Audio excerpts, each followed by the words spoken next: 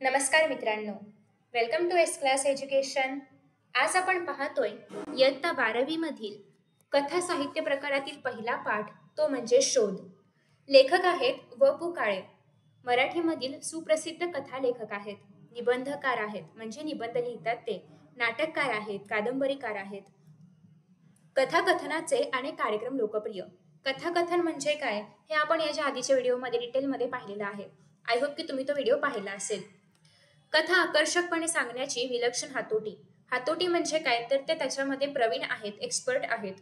लोंबकळणारी माणसं पण माझ्या हातांनी, पेन सलामत तो, ब्रह्मदेवाचा बाप, गुलमोहर, कर्मचारी, का रे भुल्लासी, ऐक सखे, वन फॉर द रोड, माया बाजार, स्वर, संवादिनी, वलय, मी माणूस शोधतोय असे अनेक कथासंग्रह प्रकाशित आहेत. आकर्षक कथानके, ओघवती निवेदन शैली. ओघवती निवेदन शैली म्हणजेच काय? निवेदन म्हणजे सांगणं, ओघवती म्हणजे काय, एका फ्लो मध्ये, एका सिक्वेन्स मध्ये, आणि सरळ सोपी इतरांना समजेल अशी चटपटीत संवाद. यामुळे वपूंची कथा वाचक प्रिय आहे. तुम्हाला वपूंबद्दल बऱ्याचशा कथा ज्या की युट्यूबवरती अवेलेबल आहेत पाहायला मिळतील. जर तुम्हाला वाचण्यापेक्षा ऐकायला जास्त आवडत असेल किंवा ऑडिओ बुक्स वगैरे आवडत असतील तर ते ऑलरेडी बऱ्याच लोकांनी अपलोड केले. प्लीज चेकआउट करा, जेणेकरून तुम्हाला कथा या साहित्य प्रकाराबद्दल अजून बऱ्याचशा गोष्टी किंवा बऱ्याचशा कथा पाहायला मिळतील. ही वाट एकटीची, पार्टनर या कादंबऱ्या, रात्र नको चांदणी हे नाटक आणि प्रपंच पुन्हा प्रपंच या आकाशवाणीवरील लोकप्रिय नभोनाटकांचे संग्रहही प्रसिद्ध. महाराष्ट्र शासनाचा पुरस्कार, पु भा भावे पुरस्कार, फाय फाउंडेशनचा पुरस्कार इत्यादी पुरस्कारांनी सन्मानित. विपुल कथालेखन केलेल्या व पु काळे यांची शोध ही एक वैशिष्ट्यपूर्ण कथा आहे. कथा रचनेच्या तंत्रांची अनेक वैशिष्ट्य या कथेमध्ये स्पष्ट दिसून येतात.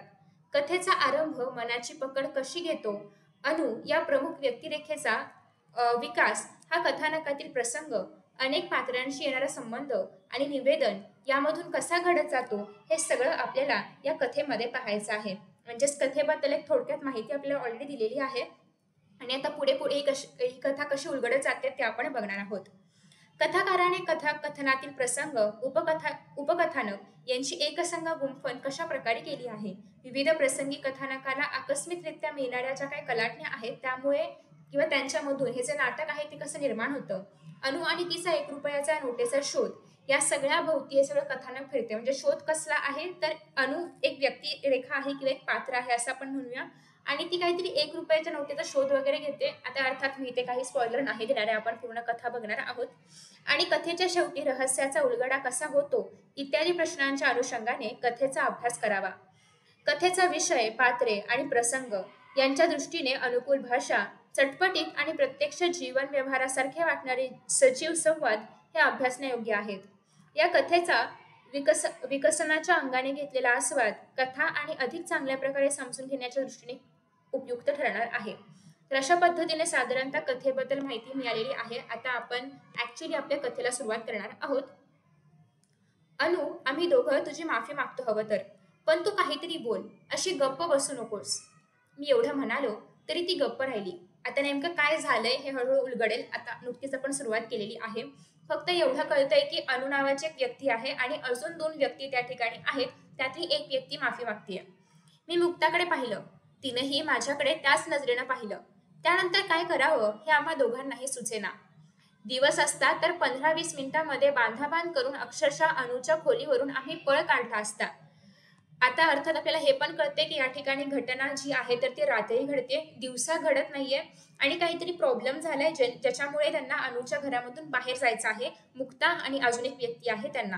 ठीक आहे, त्याचं नाव काय आहे ते पण कळेल आपल्याला पुढे.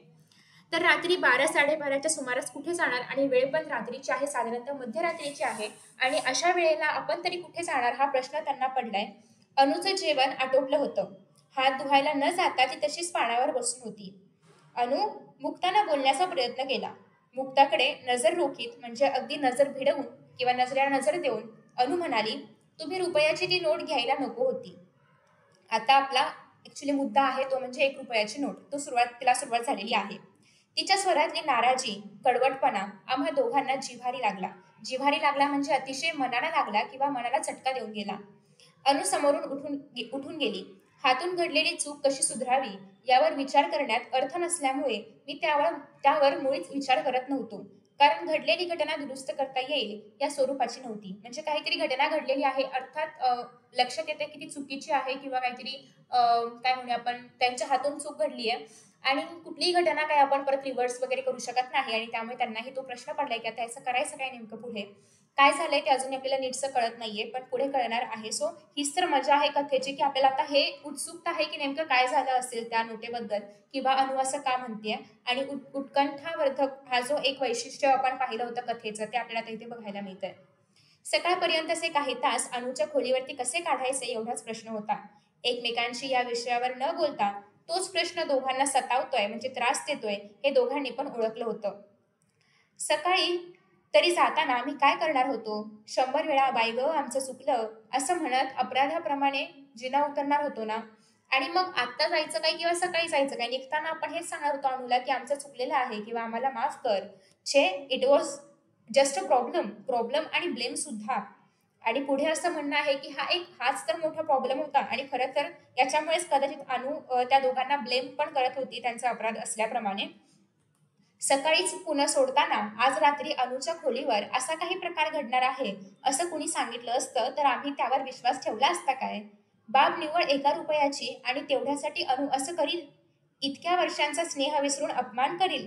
म्हणजे काहीतरी ₹1 नोटीवरून काहीतरी घडलंय आणि ज्यामुळे अनुने या दोघांचा अपमान केलेला आहे इतकं आपल्याला कळतंय. दुसरी गोष्ट अशी पण आहे, की अनु आणि हे दोघं म्हणजे हे सगळे जे आहेत तिघं, ते एकमेकांना खूप वर्षांपासून ओळखतात. एकमेकांचे खूप चांगले स्नेही आहेत, मित्र आहेत. एकमेकांचा सगळ्यांवरच चांगला विश्वास वगैरे आहे आणि त्यात अनु असं काहीतरी करेल हे काही त्यांना पटत नाही, की आपला अपमान कसा काय करेल ती. ती अनु इनामदार आहे, हे आम्ही विसरलोच. पण त्यातही आम्ही हे विसरलो, की आम्ही इतके चांगले मित्र असून पण ती मात्र अनु इनामदार आहे किंवा एक तिचं स्टेटस दाखवलं या ठिकाणी आणि हे मात्र आम्ही विसरलोच. त्यानंतर पुढे असं आहे, की तिच्या विक्षिप्त स्वभावाचा आम्हाला विसर पडावा, यात तिची काहीच चूक नाही. विक्षिप्त म्हणजे थोडासा विचित्र, कधी काय करेल किंवा कशी वागेल, काही आपण अंदाज बांधू शकत नाही, अनप्रेडिक्टेबल थोडक्यात. तिचा हा असला विक्षिप्त स्वभाव मला खरं तर आवडलेला. अगदी पहिल्यापासून म्हणजे BA नंतर तिने आबासाहेबांचा निरोप घेतला तेव्हापासून. तिने घराला रामराम ठोकला हेही मला आबासाहेबांकडून समजलं. म्हणजे हे आपल्याला कळतंय, की BA नंतर ती घरातून बाहेर पडलेली आहे. रामराम ठोकला म्हणजे तिने घर सोडलेलं आहे किंवा त्या घरातून ती बाहेर पडलेली आहे असं थोडक्यात त्यांना इथे सांगायचं आहे. आबासाहेबांकडे सहज चक्कर टाकली एक रुटीन म्हणून. इकडच्या तिकडच्या गप्पा झाल्या आणि सहज विचारलं, "आबासाहेब, अनु दिसत नाही कुठं?" "अनुनं घर सोडलं." "आ? 5 वर्षांपुरतं."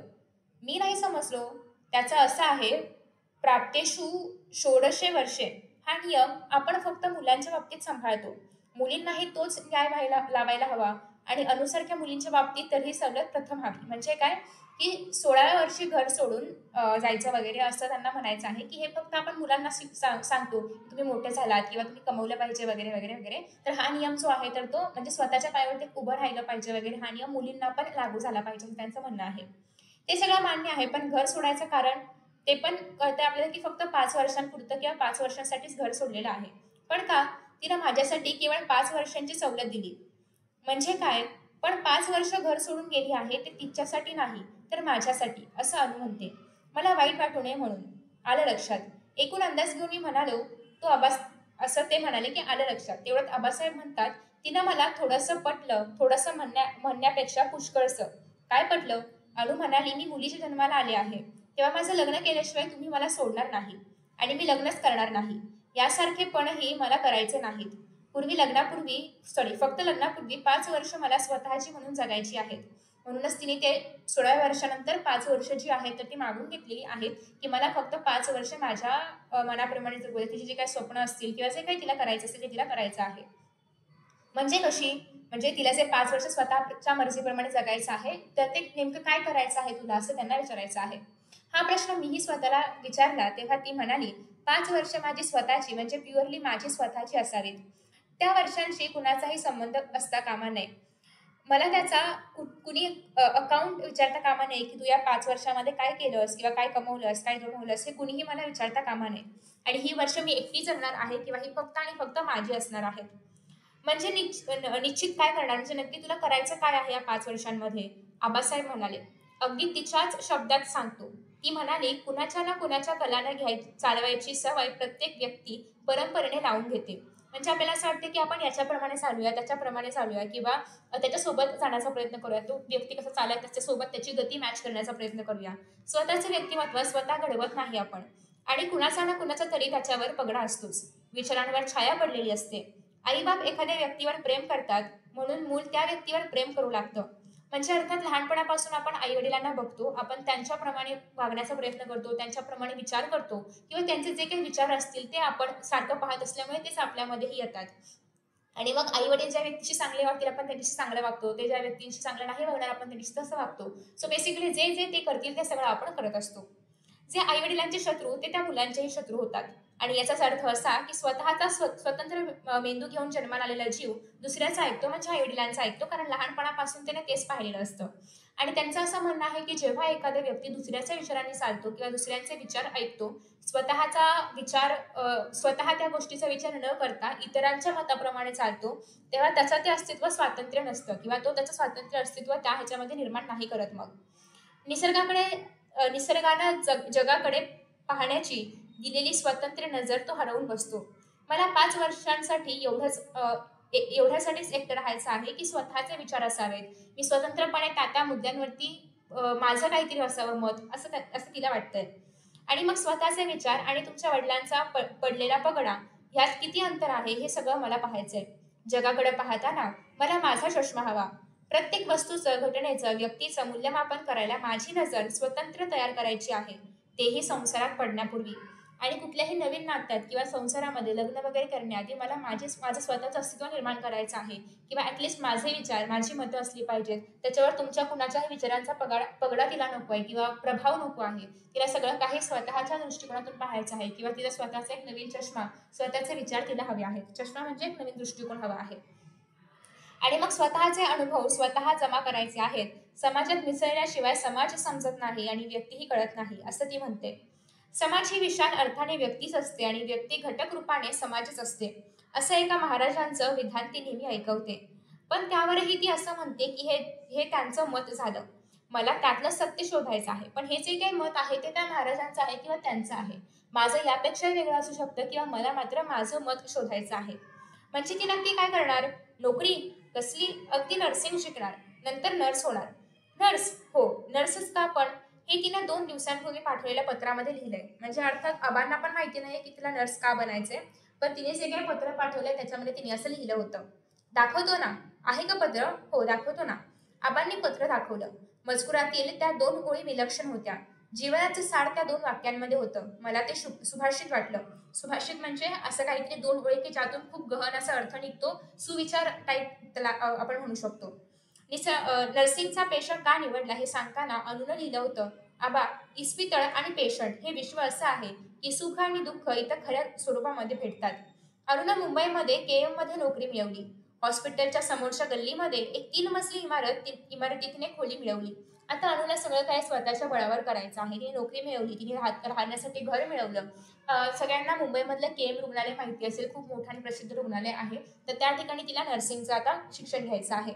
अनुनं मुंबईमध्ये बिऱ्हाड थाटल्यामुळे, बिऱ्हाड म्हणजे कुटुंब किंवा घर ज्याला आपण म्हणू शकतो, घर थाटल्यामुळे मुंबईमध्ये उतरायचं कुणाकडं हा आमचाही प्रश्न सुटला होता. आमच्याकडे प्रत्येक खेपेत अनुने काहीतरी नवीन टप्पा गाठल्याचे आम्ही पाहत होतो. ती पोरगी केवळ वयानं वाढत नव्हती तर अनुभवानं पण समृद्ध होत होती. समजुतीने वाढत होती. तिने निवडलेल्या व्यवसायामध्ये ती हरवली होती. ते तिचं विश्व बनत होतं. तिने अख्खं KM जिंकलं होतं. डॉक्टर्स, सर्जन्स, फिजिशियन्स, डीन, मेट्रेन, तिच्या समन्वयीन जे काही भगिनी आहेत आणि पेशंट मंडळी सुद्धा. म्हणजे सगळ्यांचंच काय म्हणूया आपण तिला, सगळ्यांची चाहती झाली होती ती. सगळ्यांनाच तिचा स्वभाव खूप आवडत होता किंवा सगळेच तिला ओळखत होते.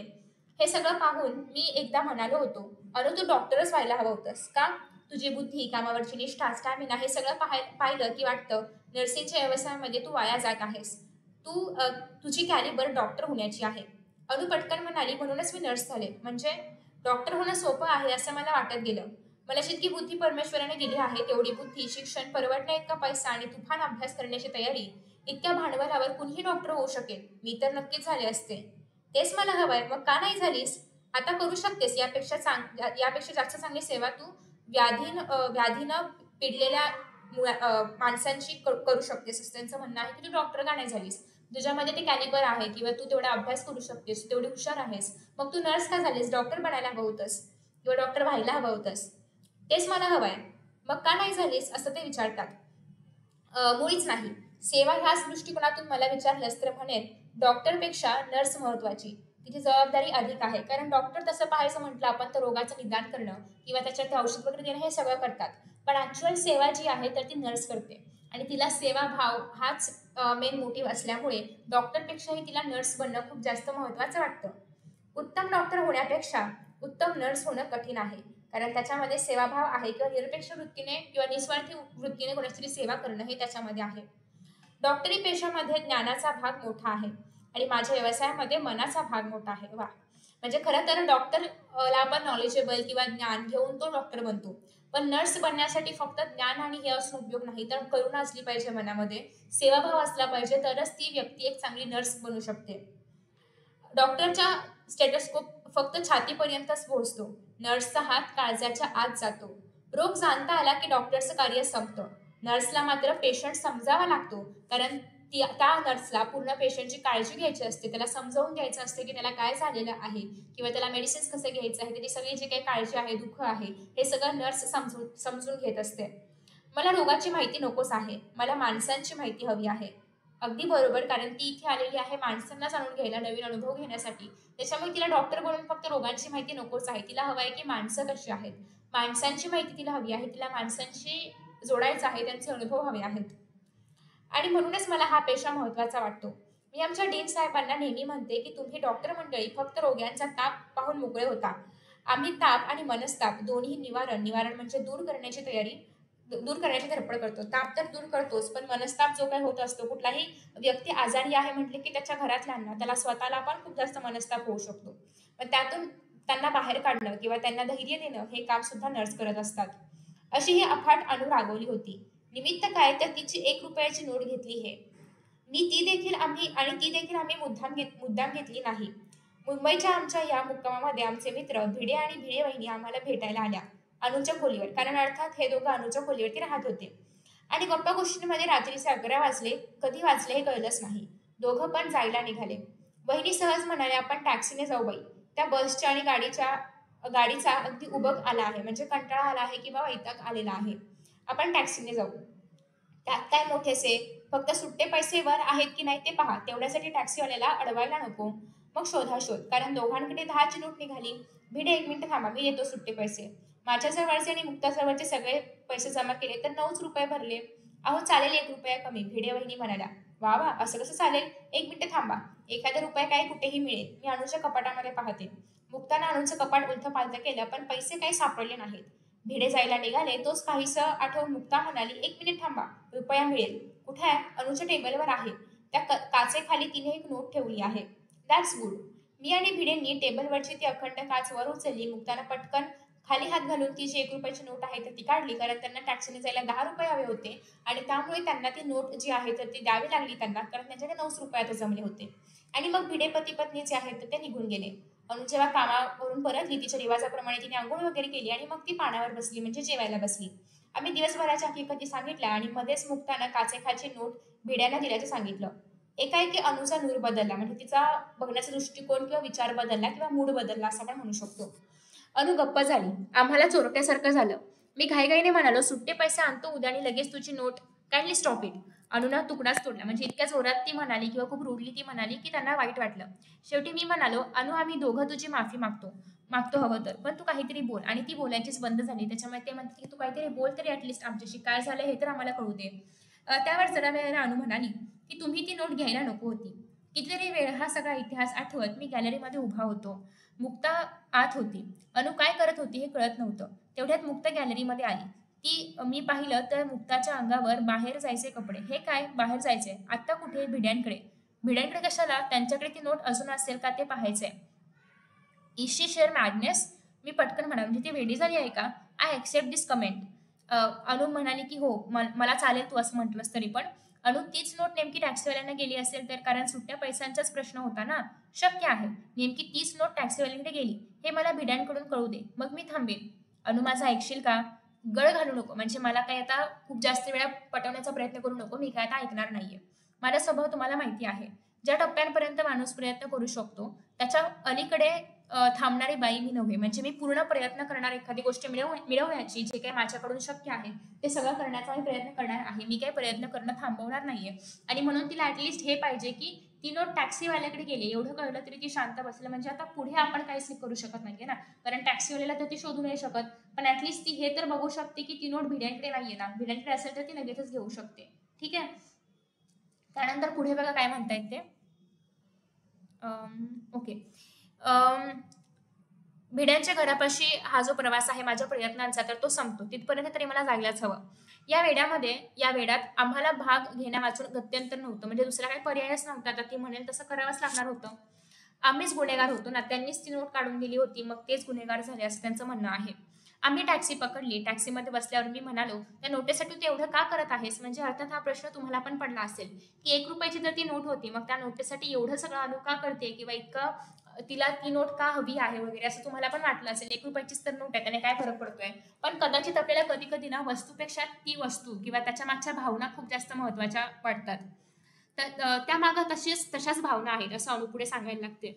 खाजगी नसेल फार तर सांगतेस, म्हणजे अगदीच तुझं खूप पर्सनल नसेल तर सांगतेस का?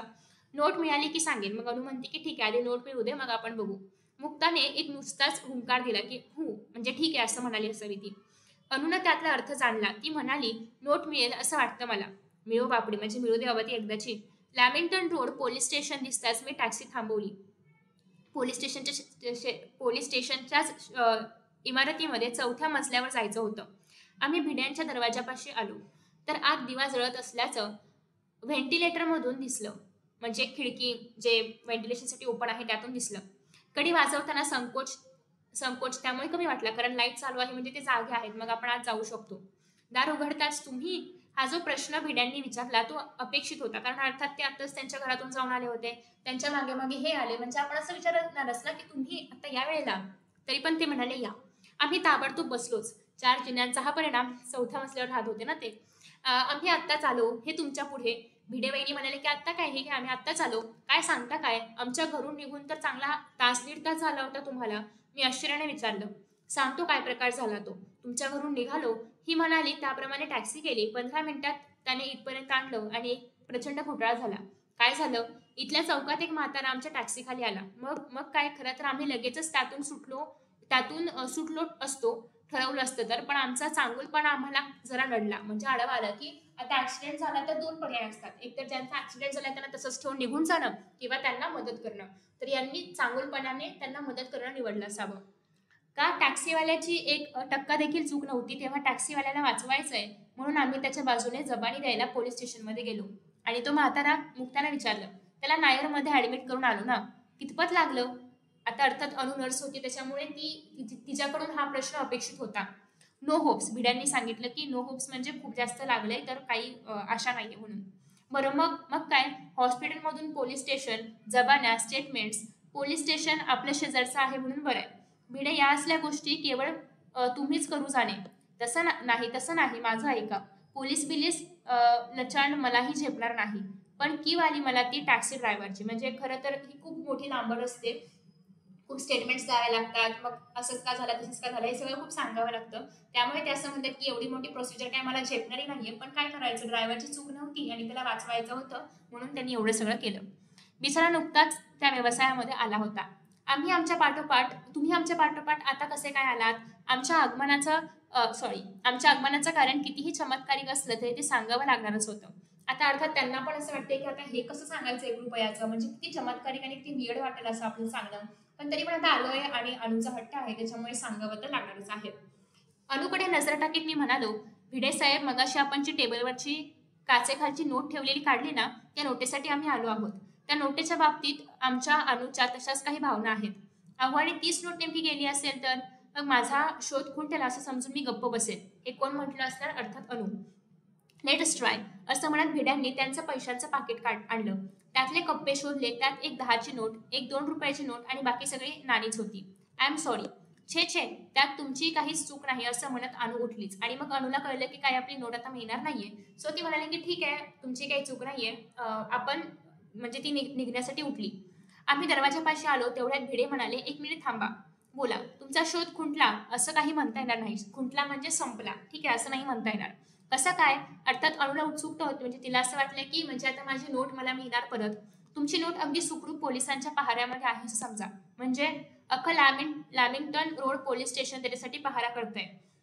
त्यांना नीट सांगा हो." भिडे वहिनींनी भिड्यांच्या माफक प्रमाणामध्ये दम भरला. म्हणजे ते भिडे काका जे आहेत तर ते असे गोल-गोल फिरवतायत ना गोष्टीला. तर भिडे वहिनी म्हणाल्या, "अहो काय ते नीट सांगा. आधीच ती मुलगी घाबरली आहे. त्यात तुम्ही असे काहीतरी शब्दांचे खेळ करताय. त्यापेक्षा तुम्ही त्यांना नीट सांगा." असं म्हणत भिड्यांनी शर्ट चढवला. "येतेस का तू?" म्हणजे त्यांनी त्या अनुला विचारलं, की "तू येतेस का नोट घेण्यासाठी वगैरे?" "कुठे पण?" Lamington road police स्टेशनात. "आपण टॅक्सीवाला आपल्या टॅक्सीला तिथेच असेल ना अजून?" "अगं बाई खरंच की चला." ब्लॉकला कुलूप लावून आम्ही निघालो. या भिडेसाहेब इन्स्पेक्टरमुळे सावळींनी स्वागत केलं. तुम्हाला थोडी तसदी म्हणजे तुम्हाला आता त्रास होईल, पण मला काहीतरी सांगायचं असतं." त्यांना पुढे म्हणायचंय. "इट्स ऑल राईट, काम बोला." तो मगाचाच टॅक्सीवाला, "अरे तुम्हाला तो बराच आवडलेला दिसतोय. सालस आहे की नाही?" "Yes you are right." "नवशिका आहे म्हणजे नवीनच आहे या व्यवसायामध्ये. चांगला एज्युकेटेड आहे म्हणूनच त्याला हेल्प करावीशी वाटली. He was not at all fault." म्हणजे त्याची काही चुकी नव्हती याच्यामध्ये. "त्याला भेटायचंय तुम्हाला? इथं असेल तर." त्याच्याच टॅक्सीत आमची पिशवी राहिली आहे त्या गोंधळात. म्हणजे आता भिडेंनी काहीतरी सांगायचं म्हणून सांगितलं, की त्याच्या टॅक्सीमध्ये आमची पिशवी राहिली आहे. सो बघा जरा भेटता वगैरे आलं तर. आणि मग टॅक्सीवाल्याला पाचारण करण्यात आलं. पलीकडच्या खोलीतून तो आला. भिड्यांना त्याला नमस्कार केला. साळवेंच्या परवानगीने आम्ही त्याला घेऊन बाहेर आलो. "You have obliged my like anything." टॅक्सीवाला भिड्यांना भरून आलेल्या आवाजामध्ये म्हणाला, की म्हणजे तुम्ही मला इतकं वाचवण्याचा प्रयत्न करताय, लाईक एनिथिंग म्हणजे तुम्ही कशाही पलीकडे जाऊन मला मदत करण्याचा प्रयत्न करताय. "ते ठीक आहे हो, पण आमच्याकडे पाहत तो म्हणाला, "साहेब खरंच सांगतो, टॅक्सीवाल्यांना कुणीही एवढी मदत करत नाही." असं तो टॅक्सीवाला म्हणतोय. आज 12च्या भावात जात होतो म्हणजे आज कुठेतरी संकटात मी जात होतो असं त्याचा अर्थ आपण घेऊ शकतो किंवा मी कुठलंच राहणार नव्हतो आज. ठीक आहे, किती बोलू किती नको असं झालं होतं त्याला. "संपलं तुमचं?" भिड्यांनी विचारलं. "ते आता आयुष्यभर संपायचं नाही. माझं एक काम करा." "म्हणाल ते काम करू." टॅक्सीवाल्याला अर्थात त्याच्या मनामध्ये यांच्या भिड्यांबद्दल खूप जास्त उपकाराची भावना होती. सो तो पटकन म्हणाला, की "तुम्ही जे काही बोलाल ते सगळं आपण करूया. मगाशी मी तुम्हाला भाड्याचे पैसे दिले होते. म्हणजे टॅक्सीचं जे काही भाडं झालं होतं त्याचे पैसे मी मगाशी तुम्हाला दिले होते. ठीक आहे. त्यातली एक रुपयाची नोट मला बदलून घ्यायची आहे." ही विचित्र मागणी ऐकून त्याला नवल वाटलं. पण फार काही न दर्शवता तो म्हणाला, "त्या नोटीवर फोन नंबर वगैरे लिहून ठेवलेला दिसतोय." मग त्याला असं वाटलं, की त्या नोटीवरती काही लिहून ठेवलंय का? म्हणजे ती नोट इतक्या ह्याने मागताय तुम्ही, तर त्याच्यावरती असं काही आहे का? नोटांवर लिहायची मला सवय नाहीये आणि भिड्यांना वाटलं, की नाही, नाही नोटींवरती वगैरे असं काही लिहीत नाही मी किंवा मला काही ते असं काही लिहायची सवय वगैरे नाहीये, असं ते म्हणाले. ठीक आहे. त्यानंतर नेक्स्ट आहे नोटां ओके, "या इकडे." मग ते म्हणाले तो टॅक्सीवाला म्हणाला, की "या इकडे." आम्ही सगळे दिव्याच्या उजेडामध्ये आलो. टॅक्सीवाल्याने खिशामध्ये होत्या नव्हत्या तेवढ्या सगळ्या नोटा काढून भिड्यांच्या हातावरती न मोजता दिल्या. "यातून घ्या शोधून." अणू झटकन पुढे आली. सगळ्या नोटा पाहिल्या. अणूला हवी ती नोट त्याच्यामध्ये नव्हती. "चला जाऊया. तुम्हा सगळ्यांना मी फार त्रास दिला. पुन्हा माझ्या खोलीवरती तुम्ही कधीही उतरणार नाही." म्हणजे तिने इतका त्रास दिला त्या नोटीसाठी, की तिला असं वाटतं, की आता काही परत हे लोकं माझ्याकडे नाही येणार. तिचा तो स्वभाव बघून तरी कोणीही परत तिच्याकडे नाही येणार असं तिला वाटतंय. "ए वेडे, थांब तर खरी," मी म्हणालो. "भिडेसाहेब काय झालं सांगता का?" टॅक्सीवाल्याने विचारलं. भिड्यांनी थोडक्यात सगळी कहाणी सांगितली, की ती अशी-अशी नोट हवी आहे वगैरे. "नंतर तुम्ही कुठे गेलाच नाही तर तुमच्याकडून जी नोट आहे तर ती कुठे गेली?" "अर्ध्याच तासापूर्वी समोरच्या हॉटेलामध्ये पाव उसळ खायला गेलो होतो." साळवे साहेबांना विचारून. "आज जेवायला मिळालंच नव्हतं." आम्ही गप्प होतो. तेवढ्यात टॅक्सीवाला म्हणाला, "नोट मिळेल साहेब." "कशी काय?" "पोलीस लोकांसाठी ते हॉटेल जवळ रात्रभर उघडं असतं चहा पाण्यासाठी. म्हणजे आता तिथे मी नोट दिलेली आहे हॉटेलवरती, आता आपण तिथे शोधायला जाऊया." सो ही सगळी मंडळी अर्थातच हॉटेलमध्ये गेली असणार आता नोट शोधण्यासाठी. आणि मग लॅमिंग्टन रोड पोलीस स्टेशन समोरच ते हॉटेल होतं. हॉटेलचं शटर टॅक्सीवाल्याने उघडलं.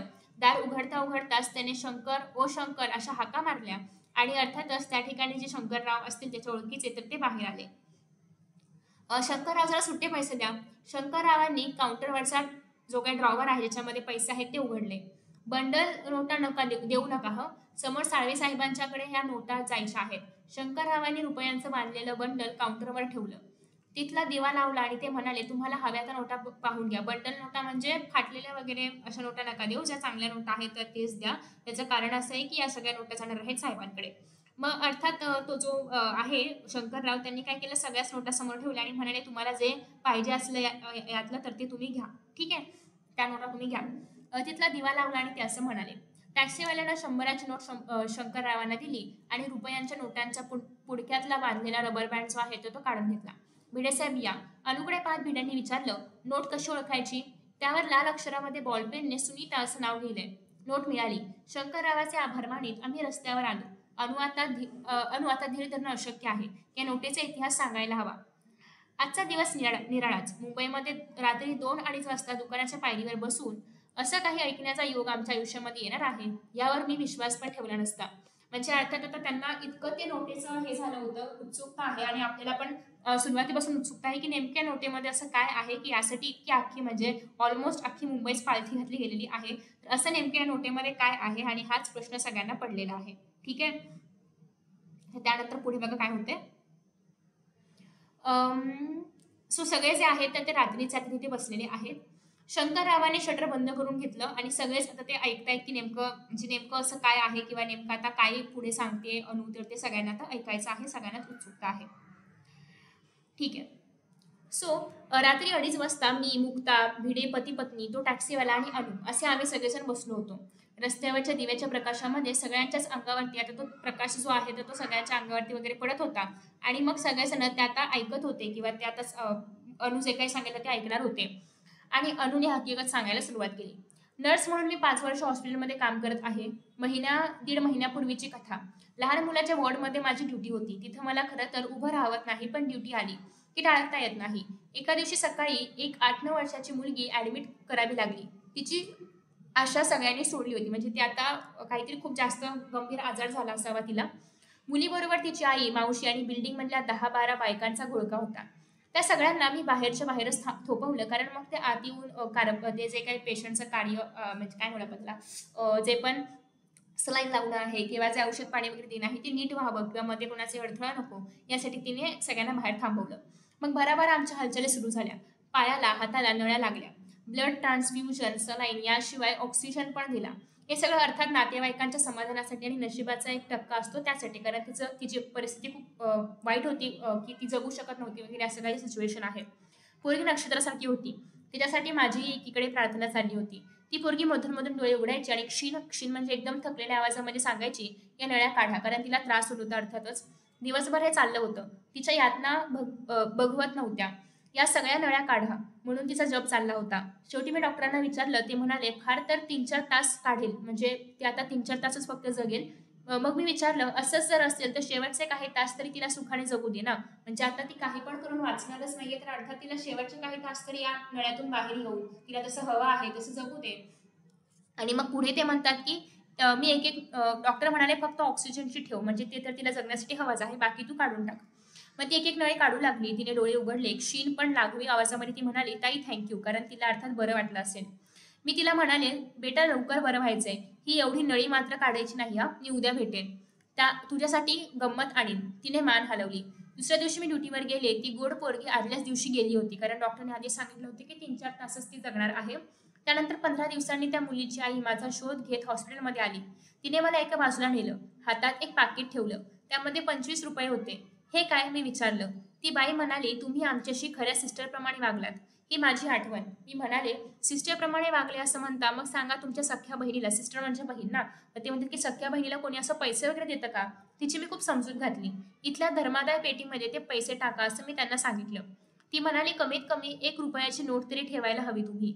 तुमच्या भाचीने, म्हणजे अर्थात ती लहान मुलगी म्हणजे आता भाचीच झाली, कारण अनु सिस्टर झाली त्यामुळे, माझ्या सुनीतानं दिली आहे. म्हणजे त्यांच्या भाचीचं नाव त्यांच्या मुलीचं नाव सुनीता आहे. तुम्ही त्या दिवशी नळ्या काढल्या. तुम्ही गेल्यावरती मला म्हणाली, ही नर्सताई चांगली आहे, तिने हातापायातल्या सुया काढल्या, मी आता झोपते, माझ्या उशीखालचा खाऊचा रुपया त्या ताईला दे. म्हणजे ती मुलगी इतकी छान, इतकी गोड आहे की तिने त्या अवस्थेमध्ये पण त्या ताईचे आभार मानायला किंवा अनुचे आभार मानायला ती विसरली नाही. त्याच्या पलीकडे जाऊन ती अशी पण म्हणाली की तो 1 रुपया तिला दे. म्हणजे तिच्या मनामध्ये अनुबद्दल किती प्रेमाची भावना आहे किंवा किती समाधानाची भावना आहे की त्या दिदीने मला ते त्या आजारातून म्हणजे ते जे काही सुया वगैरे होत्या त्यातून बाहेर काढलं. त्यानंतर पुढे असं आहे, तिने डोळे मिटले आणि मिटले ते मिटलेच. आणि एवढं बोलून तिने जे डोळे मिटले तर ती मिटलेच कायमचे, म्हणजे ते तर नाही या जगामध्ये. एवढं सांगून माझ्या गळ्यामध्ये हात टाकून ती कोसळली. तिची समजूत घालणं मला शक्ती बाहेरचं होतं. आता अर्थात ती आई आहे म्हटल्यानंतर तिला काही रडू आवरलं नाही. मग ती रडू लागली अनुसमोर. हकीकत सांगताना अनुचा आवाज भरून आला. थोडा वेळ थांबून रुमालानं डोळ्याच्या कडा टिपत म्हणाली, हीच ती नोट. आणि मग ती जी नोट आहे तर ती ही होती. आम्ही सुन्न बसलो, कारण याच्या मागे इतका इतिहास असेल किंवा अशी काहीतरी भावना असेल असं कोणीच अपेक्षा नव्हती केली. आणि मग सगळीकडे शांतता होती आणि मग मी तितक्याच संत स्वरामध्ये टॅक्सीवाल्याला म्हणालो, टॅक्सीवाला म्हणाला, आई, असं पेशंटमध्ये मन गुंतून चालणार नाही. माणूस भूतकाळामध्ये अडकला की संपलं. मग भविष्यकाळही खराब होतो. नजर नेहमी समोर हवी, एखाद्या ड्रायव्हरसारखी. आणि मग टॅक्सीवाला म्हणतो, की असं तुमचं मन पेशंटमध्ये अडकून नाही चालणार. म्हणजे त्या एका भावनेसाठी, म्हणजे त्या नोटीमध्ये ती अडकली गेली किंवा त्या भावनेमध्ये ती अडकली गेली, तर असं काही चालणार नाही. कारण तुम्हाला पुढचं भविष्यकाळ पण बघायचं आहे. भूतकाळामध्ये रमून नाही चालणार. आता माझंच पहा ना, माझा पेशा टॅक्सी ड्रायव्हरचा नव्याने सुरू केलाय. केव्हा केव्हा टॅक्सी अशी व्यक्ती येऊन बसते की वाटतं हा पॅसेंजर टॅक्सीमधून कधी उतरूच नाही. कारण काही माणसं खूप गोड असतात, खूप चांगली असतात. त्यांचं बोलणं असं असतं की असं वाटतं हा प्रवास कधी संपूच नाही. पण अर्थात त्या व्यक्तीचं डेस्टिनेशन ठरलेलं आहे, त्याला तिथे उतरावं लागणारच आहे. ह्या आगे खडी करो असं म्हणताच गाडी मुकाट्याने उभी करावी लागते. मग मीटरवरती जो काही आकडा आहे तेवढे पैसे घ्यायचे, मीटरवरचा आकडा पुसायचा आणि मनावर रेंगाळू पाहणारा तो पॅसेंजरही त्याच्याबरोबर पुसायचा. आणि कितीही ती व्यक्ती चांगली असली तरी पण ती एकदा गेली की परत काही ती आपल्या टॅक्सीमध्येच येईल हे आपण नाही सांगू शकत. आणि मग त्या आठवणी पण किंवा तो व्यक्ती जो आहे तर तो सुद्धा, तो पॅसेंजर पण त्याबरोबर त्याच्या आठवणी पण पुसल्या जायच्या. आणि नव्या पॅसेंजरचं स्वागत करायला तयार व्हायचं. ताई, तुमचा आणि माझा पेशा हा असाच एकच आहे. तुम्हीही हेच करायला हवं. पेशंट दगावला की फक्त चादर बदलायची, उशी झटकायची, पायाखालचं ब्लँकेट नवं वाटेल अशी घडी घालायची आणि नव्या पेशंटचं स्वागत करायचं. कॉटवर कोण आला नवा तेही पाहायचं नाही. मिनिस्टर असेल मिनिस्टर असेल नाही तर रस्त्यावरचा कोणी पण, म्हणजे सगळे पेशंट आपल्यासाठी सारखेच. आणि आपण आपला कॉट नंबर सांभाळायचा. कारण प्रत्येक नर्सला असं सांगितलं की 10 नंबर कॉट तुझी, 12 नंबर कॉट तुझी, हे तुला सांभाळायचं आहे वगैरे. सो आपण फक्त कॉट नंबरशी कनेक्टेड राहायचं. त्याच्यावर कुठला व्यक्ती आहे किंवा कुठला पेशंट आहे, तो किती श्रीमंत आहे, किती गरीब आहे किंवा कसा आहे, याच्याशी काही आपण गुंतून नाही जायचं त्याच्यामध्ये. त्याचा शब्द न शब्द भिडत होता. अनु फक्त रडत नव्हती इतकंच, पण अनुला काही रडू येत नव्हतं. कारण ती इतकी त्याच्यामध्ये गुंतून गेली होती की स्तब्ध झाली होती ती अगदी. तिला काही रडू पण येत नव्हतं. तिने विचारलं, सगळ्याच गोष्टी विसरता येतात का? येत नाहीत ना, पण आपण काय करणार? या रुपयाच्या नोटीमागे तुम्ही धावत एवढ्या अपरात्री आलात. नोट एक जड वस्तू, शोधल्यावर सापडणारी. म्हणूनच आम्ही सर्वांनी या वेडेपणामध्ये भाग घेतला. पण ताई, हातातून निसटलेल्या सगळ्याच गोष्टी अशा मिळत नाहीत. या एका आठवणीपायी वेड्यापिशा झाला होता तुम्ही. धावाधाव केलीत, नोट मिळवलीत. तुम्ही भाग्यवान आहात. शोध घ्यायचं तुमचं काम फार सोपं होतं. आता त्यांचं असं म्हणणं आहे की ही नोट एक वस्तू होती म्हणून मिळाली, त्यासाठी तुम्ही एवढं सगळं धावाधाव केलं, एवढी सगळे लोक तुमच्या ह्याच्यामध्ये सहभागी झालीत. अर्थात हा वेडेपणा होता, तरी पण आम्ही त्याच्यामध्ये सहभागी झालो, कारण यामागची भावना खूप मोठी होती. आपण हे काम मात्र सोपं होतं नोट मिळवण्याचं. आडू म्हणते, सोपं? माझ्यापेक्षा नक्की सोपं. कसं काय? माझी वस्तू मला कधीच परत मिळणार नाही. एका नोटेसाठी तुमची ही अवस्था झाली. मला सांगा ताई, माझी प्रत्यक्ष मुलगी जेव्हा कायमची सोडून गेली तेव्हा मी काय केलं असेल? काय करावं सांगता? म्हणजे तुम्हाला हे कळतंय का की शेवटी आपल्याला एक असा सोडून दिलाय शेवट की त्यांची मुलगी गेली आहे. म्हणजे कदाचित तुम्ही असा संबंध लावू शकता की कदाचित ही जी मुलगी आहे, जी सुनीता आहे, ती कदाचित त्या ड्रायव्हरची होती का, असं एक प्रश्नचिन्ह इथे शेवटी आपल्याला पाहायला मिळतंय. अर्थात ते क्लिअरली नाही सांगितलंय, सो तुम्ही असं समजू पण शकता. त्यांचं असं म्हणणं आहे की ती नोट तुम्हाला मिळाली, तुम्ही ती शोधली, पण माझी तर मुलगीच नाहीये, तर तिला मी कुठे शोधू? आता ते शोधणं किती अवघड आहे. कसं काय शोधावं ते मी? आणि ते आता त्याच्यामध्ये जर मी अडकून राहिलो तर मी काम कसं करणार किंवा पुढे कसं चालवणार माझं भविष्य, जर मी त्याच गोष्टीमध्ये अडकून राहिलो तर? तुम्हाला सुरेश भटांच्या 2 ओळी ऐकवते मी, आपल्याच पुस्तकामध्ये आहेत. रंग माझा वेगळा कवितेमधल्या. रंगुनी रंगात साऱ्या रंग माझा वेगळा, गुंतुनी गुंत्यात साऱ्या पाय माझा मोकळा. म्हणजे कितीही मोह असेल किंवा कितीही असं वाटलं की याच्यामध्ये आपण गुंतले जातोय किंवा याच्यामध्ये अडकावं असं वाटतंय, तरीही त्यातून बाहेर येणंच सोयीस्कर असतं. कितीही गुंता असेल तरी त्यातून बाहेर आलं पाहिजे, तरच आपण एक सुखी किंवा समाधानी आयुष्य जगू शकतो. प्रत्येक वेळी जर आपण कशामध्ये तरी गुंतून राहिलो तर आपल्याला हुरहुर लागते, भीती वाटते ते सोडून जाण्याची, त्यातून आपण निघून जाण्याची किंवा ती व्यक्ती आपल्याला सोडून जाण्याची. त्यापेक्षा कितीही चांगला संबंध असला किंवा कितीही चांगलं नातं असलं तरी ते टिकवावं, पण त्यात खूप जास्त गुंतून जाऊ नये. त्याची भीती वाटेल इतपत गुंतून जाऊ नये किंवा समोरचा गुदमरेल इतकंही गुंतून जाऊ नये. तर अशा प्रकारे हा पाठ होता. आय होप सगळ्यांना आवडला असेल. कथा होती बेसिकली, सगळ्यांना आवडली असेल आणि शेवटपर्यंत उत्सुकता होती की ती नोट कसली आहे, काय आहे, आणि शेवट पण फार गोड केलाय किंवा विचारात टाकणारा केलेला आहे की तुम्हाला पण नक्की अंदाज बांधू शकता तुम्ही की असं झालं असेल, पण खूप क्लिअरिटी नाहीये याच्यामध्ये की हे असं झालंय असं नाहीये. सो हे जी कथा आहे तर ही मी माणूस शोधतोय या कथा संग्रहामधली आहे. आय होप की तुम्हाला हा व्हिडिओ आवडला असेल. काही अडचणी असतील, कुठला शब्द नाही समजला वगैरे काही, तर तुम्ही खाली कमेंट बॉक्समध्ये विचारू शकता. मी नक्की त्याचं उत्तर देण्याचा प्रयत्न करेन. अजून मी काय इम्प्रूव्ह केलं पाहिजे आणि काय अजून सांगायला हवं होतं, हे पण तुम्ही मला खाली कमेंट बॉक्समध्ये सांगा. Thank you so much for watching this video and see you in the next video. Bye bye.